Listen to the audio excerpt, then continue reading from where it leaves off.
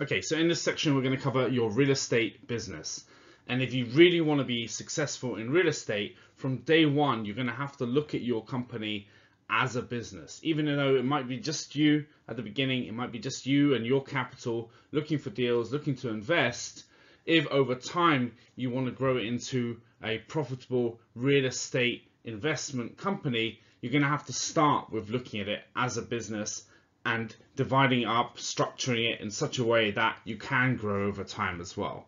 And it will evolve with time. You know, at the beginning, it might be just you, then you bring on one partner or one employee. You know, 5 years later, it could look completely different and totally different to how you imagined at the start too. So what are the main functions of your real estate business?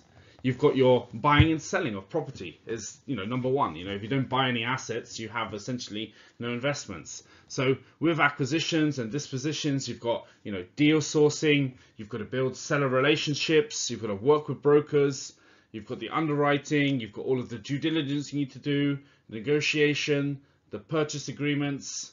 And for all of these different functions, what you want to do over time is to build systems. So have a process by which these things happen, and ideally over time as well, have a specialist person come in and manage that process too. So you want someone who's doing your due diligence, someone who is, constantly looking for new deals for your company as well. As you grow and put people into these positions and have processes and systems for them, you can grow faster and scale faster. At the beginning, you're kind of left doing everything by yourself, but over time, you can scale up your business by doing these things as well. The other main areas that you need to consider are your operations, your management, and then also your financing and investor relations. Really, the business of property is those three things. It's buying the assets and selling the assets, operating and managing those assets, and then all of the admin and financing and the back end of that too. So under operations and management, what are some of the other things and functions that you need to consider and have processes for? Due diligence, again, still, because even though you've bought the property, once you're operating it, you still want to be able to audit your property, manage your property well. You've got your property management team. You need to control expenses. You need someone to help you revenue enhance. And what does that mean? That means growing your rents and income, basically. That could be through marketing, which is the next line.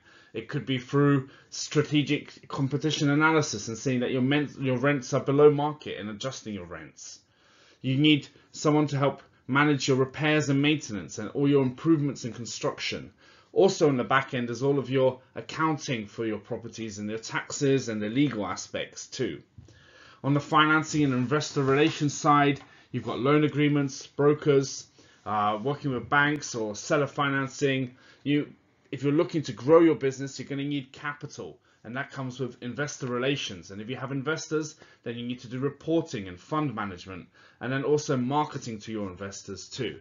So there's many different parts to a real estate business. And again, as I said, maybe at the beginning you have to do all of these parts yourself. You reach out to an investor or a friend who's got capital that wants to put it in the deal. You have a simple operating agreement. You do the accounting for the property. Then you bring on a manager for the property and you expand that way too.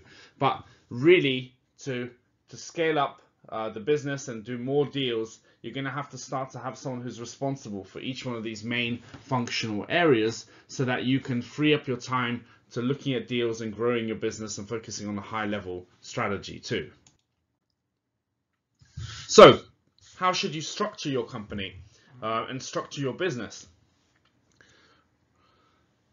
We covered in a previous section about having your assets held by an individual LLC, one for taxes and accounting, but the other is for asset protection purposes. So then what's the other components that you need? Really, you need a kind of overall holding company that owns all of these assets. And it doesn't have to be branded the same. It can be a completely different name. It's really just an overall structure to hold your assets as you grow.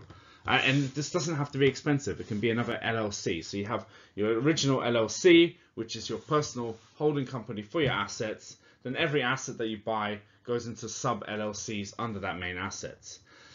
If you have a management company and you're managing your own property, most of the time it's better to split this off and pay a fee to that management company and run it as its own entity. It might not make profit, but it's a lot cleaner and simpler to split off the management company, have it have its own expenses, receive fees from your properties for managing them, and then any profits then are separate to the holding company, which is really an investment vehicle for owning the assets.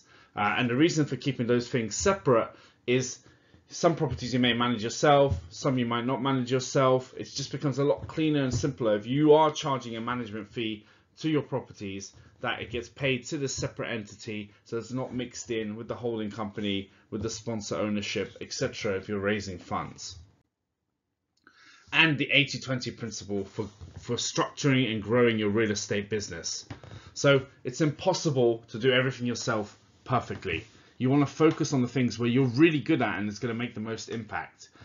Is reducing expenses 5% going to make a bigger impact than buying one more asset and doubling how many assets you have? Of course, having one more asset is better than reducing your expenses 5%, but you still want your expenses to be reduced 5%. So you want to hire someone else, bring someone else in on the team to do that for you so you can scale, but your focus should be on raising capital, doing deals, and that's how you grow your business the fastest. So you want to hire A players into key positions. They may cost you more in the short run, but they bring a lot more value in the long run. If you're constantly having to micromanage, you might as well do the job yourself. It takes away the time. An A player will do the job better than you and also think of things that maybe you haven't considered because they're proactive, they want to do the job well. You want to leverage software and technology to grow your business. 1, for the management systems, 2, for your property, remote access, for example, that instantly cuts your costs, instantly improves your margins. You want decent management software for the properties as well. And then also all the different tasks that happen, all the flows, for example, from initially analyzing a deal to closing and following up on how profitable that deal is.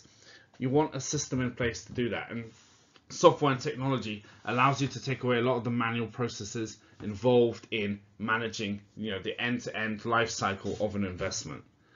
Cash flow and position. You always need to know your cash position and your expected cash flow over the next 6 and 12 months, and longer term debt too, and also be aware of any large uses of cash in or out, so that you know exactly where you stand. As the owner, at the end of the day, if you run out of cash, your business is finished. You have to sell assets at a discount or borrow unfavorably, etc. So cash is king. You need to know exactly where you stand at all times. And in business, play the long game. Don't try to cut corners. Don't try to squeeze every penny in a negotiation. Don't say one thing and do another. Don't cheat people. Don't back out of agreements. If you've agreed to something, stick to it, even if you don't like it, even if things change a little bit.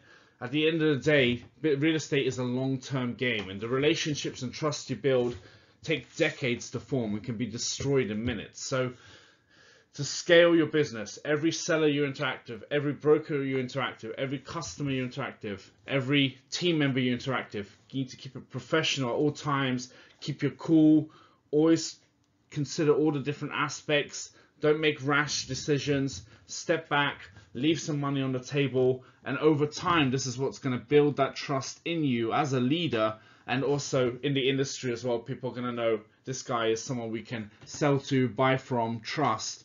And so it will help your business immensely if you have a solid reputation as well. For more information on commercial real estate investing, go to patriotholdings.com. Thanks for listening.